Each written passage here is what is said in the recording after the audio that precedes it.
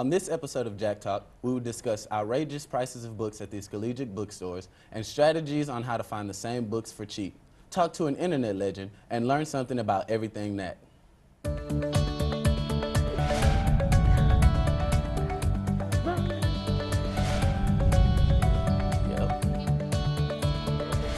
Yeah.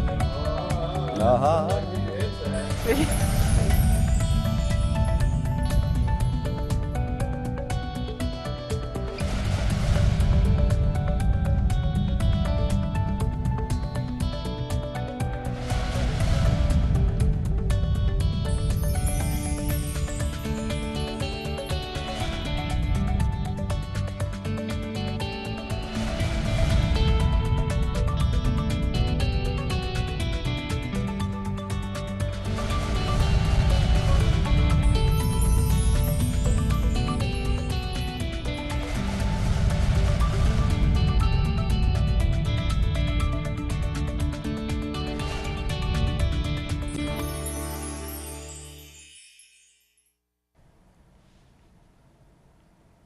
Hello and welcome to Jack Talk.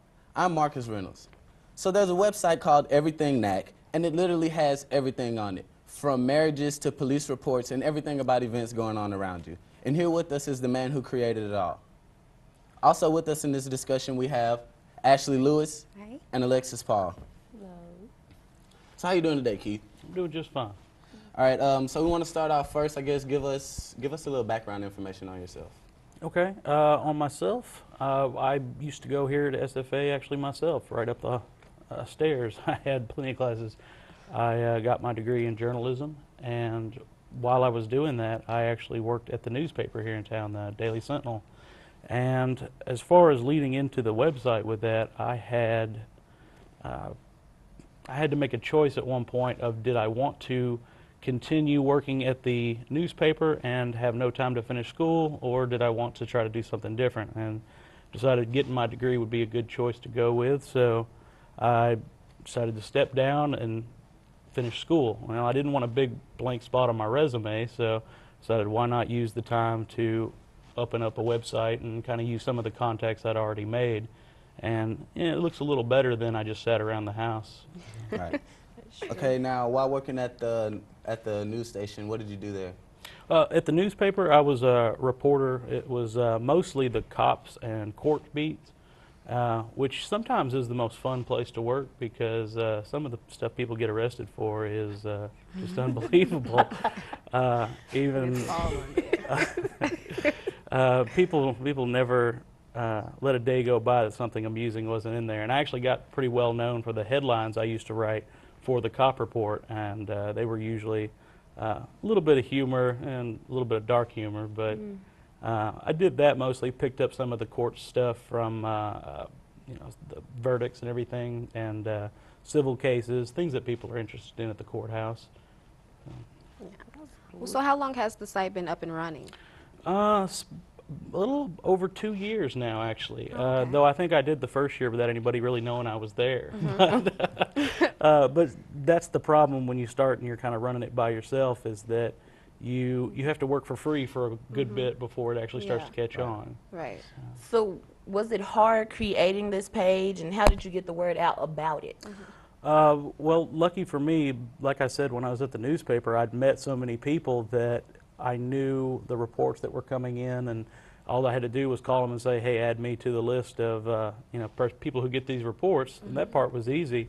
But as far as getting the word out, I just kind of did it and hoped that somebody would stumble across it. I kind of talked to a few people here and there, and they spread the word. But actually what blew the page up to where people actually found it was when baby dolls got busted. I don't know if y'all are familiar with that, Right. but the sheriff, who's not the sheriff anymore, but Sheriff Thomas Curse, he sent me an email and said, we're going to go somewhere. I think it was a Friday night or a Saturday night, I've forgotten now. And if you want to come out there and take pictures, you're certainly welcome. And I thought, I don't know where we're going, but sure. Right. And, considering most of the time that late, it's usually a casino room bust or something like that. So I didn't know what I was in store for. And they said, well, we're going to Baby Dolls. And I thought, That was the strip club, right? yes. Yeah. And I said, you know, I've gone so long without ever having to go in there, and you're going to screw up my Wow. perfect record. Look at that. I'm trying to be a good Samaritan. Here I go, having to go to the strip club. But those pictures of these poor strippers getting arrested, that word got around town very quickly. Right. And all of a sudden, everybody found my website, and that was pretty Because much you the had the big inside boom. scoop. You definitely do. Like, there's literally everything on that site. But how many people are on the EverythingNac team? Is it just you, or? It's just me. Oh, I wow. actually, Wow. there is another guy who writes a column for me, and he's been doing that. But he's a friend of mine. He actually was my English teacher when I was going to high school. You have all the And, hookups, connections. That's the way you make That's this what it's work, is about. just I knowing see. people. Yeah, But that's really what it's about. he asked me if he could write a column, and I said, that's fine as long as you don't mind working for free. I said, that's great. Yeah. And he said, no, I just want a place to put my writings, because he's always written, and he's never really has anybody to share it with. So to him, payment was just an audience. Right. And so he's been very happy with that. So that being said, he writes his column for free, so that means the website is not funded. I sell advertisement on there. Okay. And I sell advertisement on the front page, as well as some of the other specialty pages and stuff. I'm not going to say I can retire or anything. I could probably make as much working at any other job, but at the same time I have to work any other job. So Yeah. Right. That's better than, I'm sorry, Marcus. So what's something that, I guess you can say, that would be unusual about, or something that's unusual in Nacogdoches that most NAC residents wouldn't know that they could probably find from your website? well, that really depends. The most popular thing on my website is the mugshots of everybody who got arrested. People love to see that. And, because I grew up here, I used to laugh all the time when I was working at the newspaper, because I'd see these too. But I used to say I could cut out all the mugshots and redo my yearbook for high school. But either way, so you see a lot of the same faces. They just change the date on the paperwork. Other than that, it's pretty much the same people every couple of weeks. But so people really love that. But I do a lot of other stuff on there too, such as offering free classifieds for people. If they send me the information on what they're trying to sell, I put it on there. I don't charge any of my viewers anything. And they can also do garage sales, or if somebody's trying to sell their house and they're not doing it through a realtor and they just want selling it, I'd let them do that for free. Let's see. There's so much stuff on my website. I just do as much of it as I It can. literally has everything. We viewed it and we were like astounded. Yeah. There's And That was one of the everything things I was about going to Yeah, ask you, like how team. long you've been here. But Yeah. you said you grew up here. So Yeah, I'm yeah. a local, so. Yeah. It seems like you have a team because you have so much on here. Right. But I have a question. Do you ever receive any backlash All the or time. negative comments? I receive people who are angry about their mugshots more than anything else. That's And public information. and that's the real truth behind it. And Yeah. to be honest, I'm not somebody who I post the mugshots, but half the time I don't even look at it because it's really zero interest to me. Right. But there are people out there that it does interest, and for those people, I want to make that available. I understand that. So, well, Marcus already asked you the most unusual, but what is your favorite topic on the website? My favorite topic, probably just being able to offer everything for free classifieds. All right, well, Thank we want to you. thank you, Mr. Lansdale, for coming out and talking to us today about the EverythingNac website. Stay tuned. When we return, we're going to talk bookstores, their prices, and we're going to see what students have to say with them. So sit tight right here on Jack Talk. Thank you, Stephen.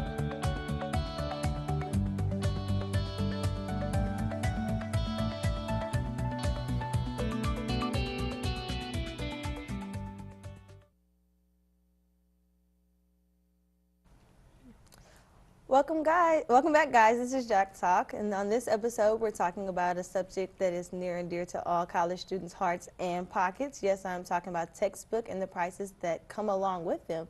Sitting here with me on the panel is Alexis Paul and a fellow student here at SFA, Mr. Keith Hayes, and also Ashley Lewis. Hey, guys.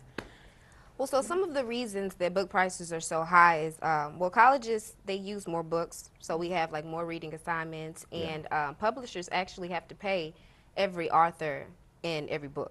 Oh, wow. So, know yeah, that. I didn't know and that. then I didn't know that. sometimes like the material is only in that book, so it has to, you know, like it's specialized, you can only get that book. And also some textbooks, like I know for a math class that I had, you had to get that textbook because it went along with the online resource. Yeah. Oh, So kinda my that science definitely class. plays a factor. And then, well, yeah, the labs, you know, for like geology and all of Each that. one is So, different. You can't just buy the Yeah. same one. exactly. So those are some of the reasons. Okay, and a few more are the lack of used textbooks. When there's too many of the same book going around, that's why we get a new edition like every year. And you're like, why do I need the same book over and over? But they make new ones so they can keep making money, because if it's the same book, they're not going to make money.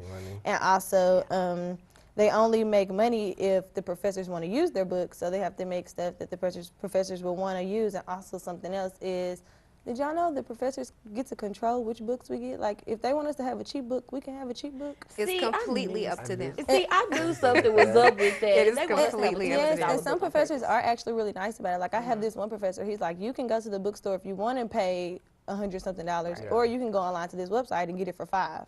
Yeah. So it's completely up to them. Yeah. Which is something we didn't know. And some do, like you said, they do tell you, okay, you can Yeah. go back and get this cheaper book if you want to. I love that. One in sociology. That's my professor. See, wait, do you have scaling? Yeah.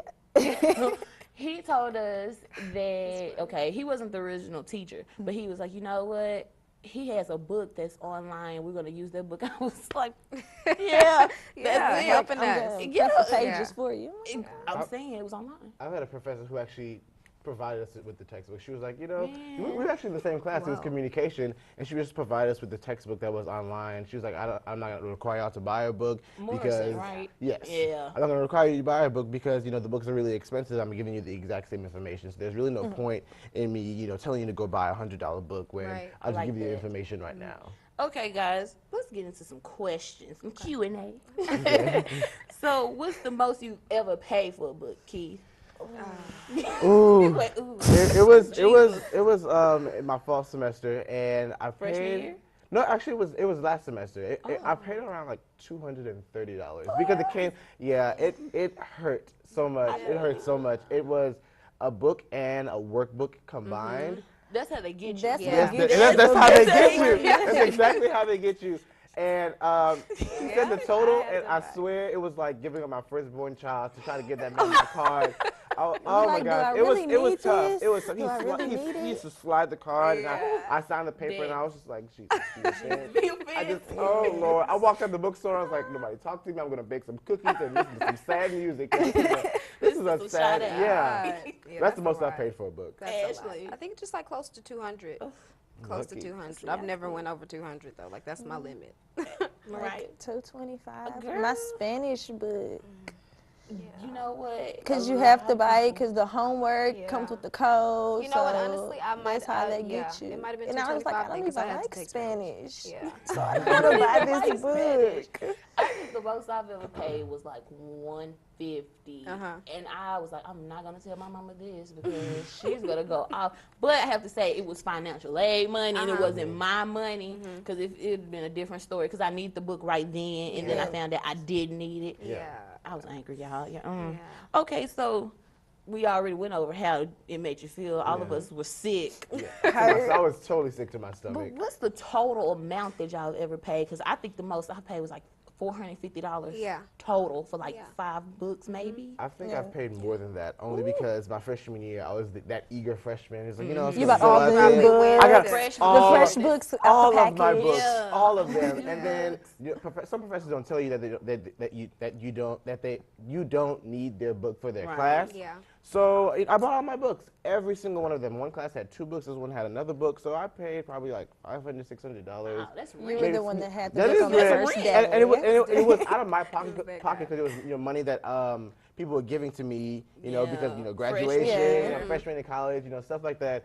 So and then I just got a rude awakening because by the end of the year, I think out of like the 6 books I bought, I probably used like 2 of them, and I probably opened the other, like the third one, but the other 2 I didn't even use, and I couldn't even sell them back because they were old, and they were getting a new edition next year. So Yeah, as far as like with the selling back, you can pay, let's say, $200 for a book. And get $5. And when you take it back at the end of that semester, they will literally give you like, and sometimes they won't even take it back. Yeah. You know, sometimes They you don't wouldn't even, take my about yeah, what you like put get like back. $30 back. So that's another thing that just And irks me.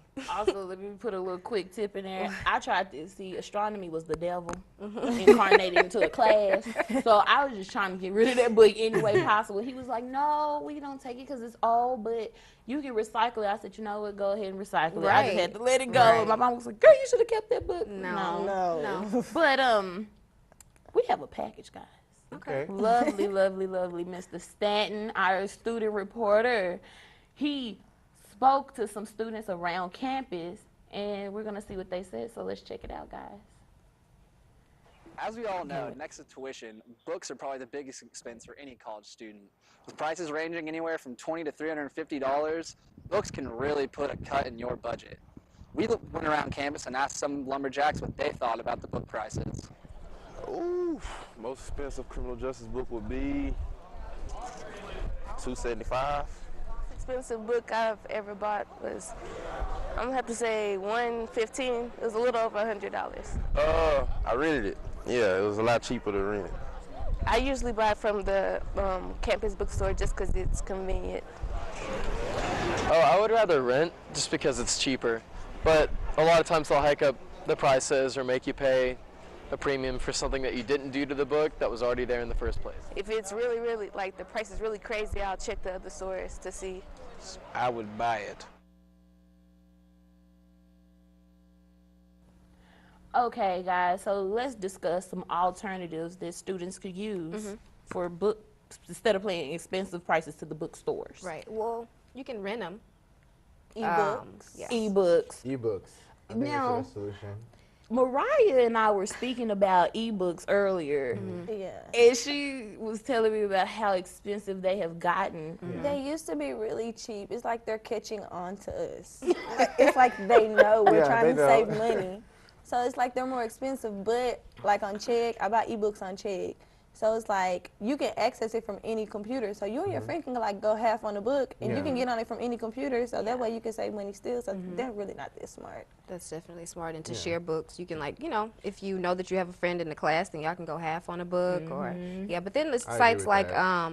Amazon. I actually have a list of them, of 9 sites. Number 1 is Bookfinder, and on Bookfinder you can compare prices. So the main thing is taking the time out to just compare stuff and do a little bit of research, Yeah, car because shopping. doing that can make got all it. the difference, seriously. Number 2 is Amazon. 3 is Affordabook. 4 is half.com, and then number 5 is Chegg. 6 is Campus Book Rentals. 7 is Abe Books. Number 8 is Book Renter, and number 9 is, well, that's Book Renter too. But those are all websites that y'all can go to.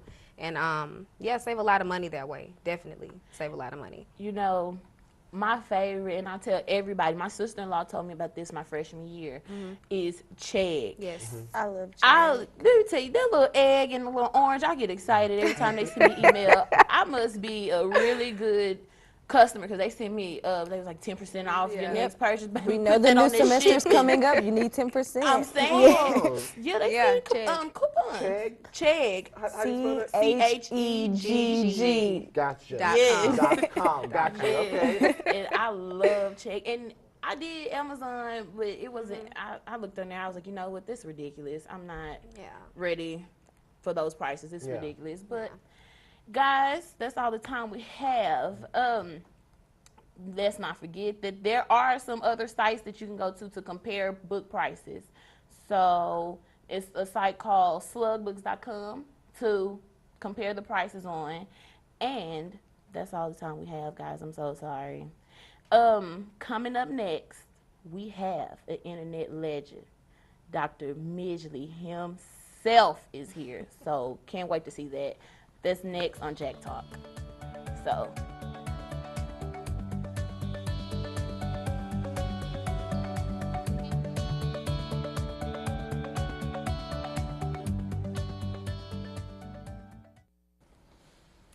Hi guys.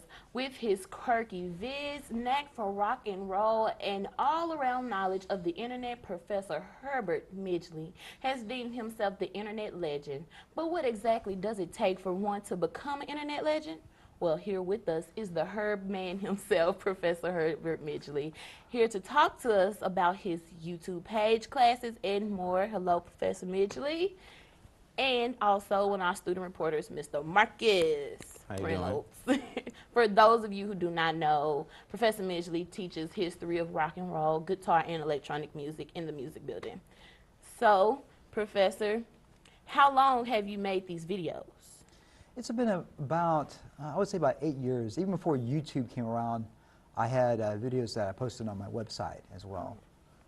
That's pretty cool. That's a long time. What website were you using before? I was just hosting the HerbertMidgley.com. So I did basically put a QuickTime file up and had people wait for it to cache up, and then you can watch it. So happily, when YouTube came around, you can actually stream it where you have to wait for it to cache up and let it load up and whatnot. So that makes life a lot easier for streaming videos.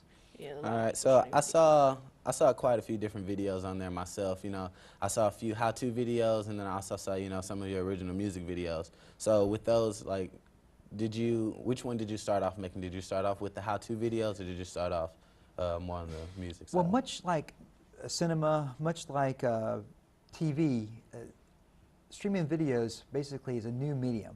And at the time, and this is like 6, 7 years ago, no one really knew what to do. And it's kind of interesting, if you go back and look at the very early cinema, the first films that you see in the Nickelodeons one was a man sneezing, someone walking out of a building.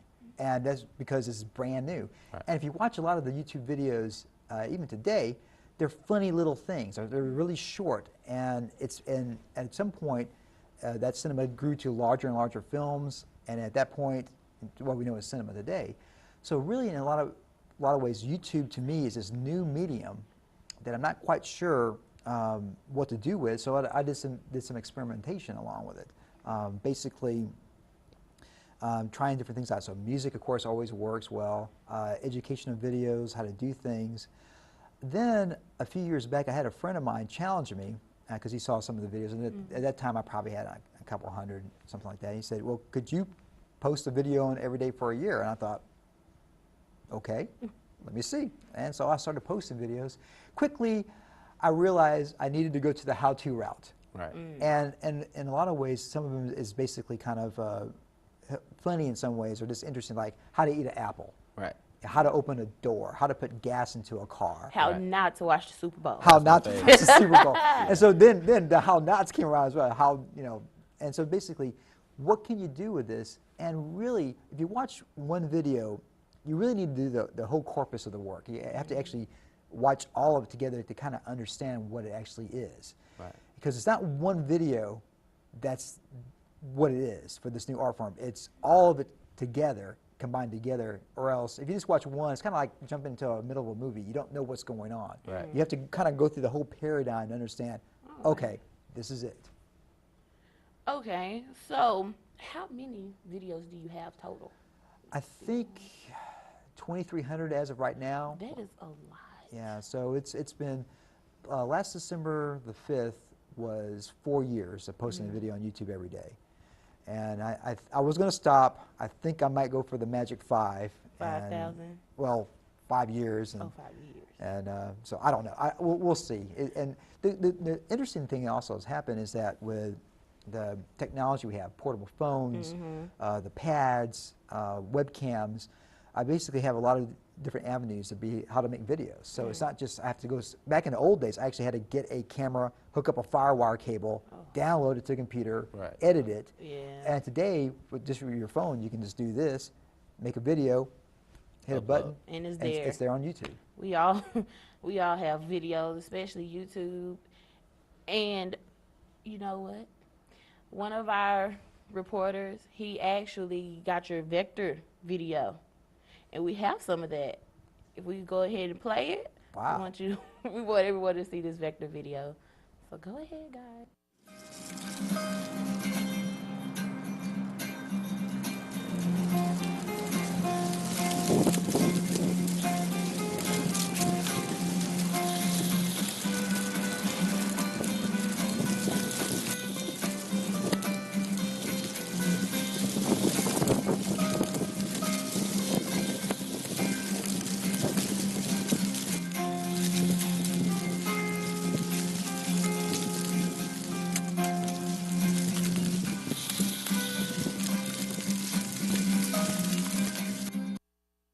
That was just a little peek of his Vortex video, not Vector. I'm sorry, I mispronounced it.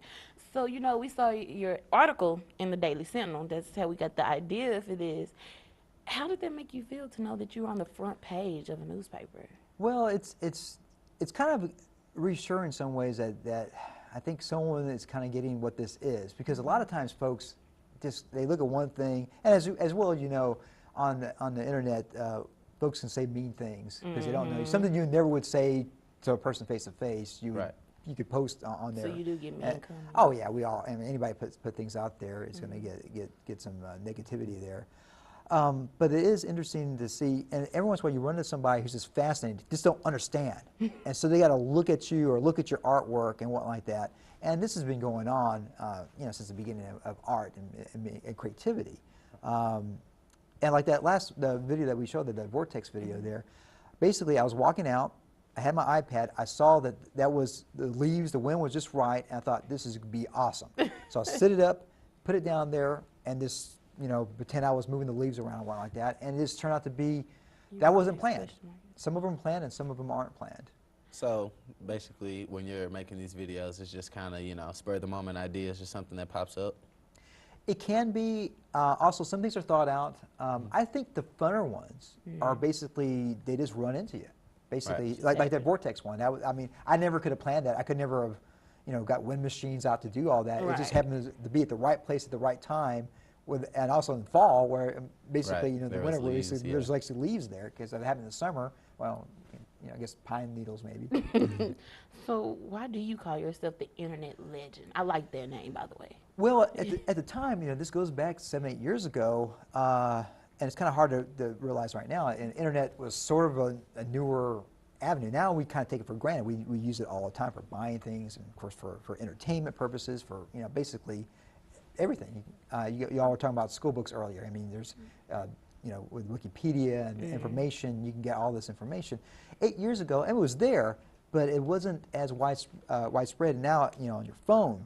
And I remember this is something that was fascinating. When I was in physics class, my physics teacher said, one day, you're going to have the source of human knowledge that would fit in your shirt pocket. And basically, I thought, there's no way. And basically with a cell phone and having internet access, you have all the information in the world right there in the palm of your hands. That's true. And that technology and the internet, we have to thank for that. So I thought, why not be the internet legend? I like that. Okay, one more quick question. What is your favorite video? Oh, apples and oranges. Probably the one that has given me a lot of joy is singing the I'm a Nerd song in the Stormtrooper outfit. I mean, there's really too many to say, but that one just kind of pops to mind as one that is quite charming. Well, thank you, Professor Midgley, for talking to us today. Unfortunately, that's all the time we have. It went by so fast. I would like to thank all of our guests, Mr. Lansdale, Keith Haynes, and Professor Midgley for joining us today. This has been Jack Talk. See you guys later.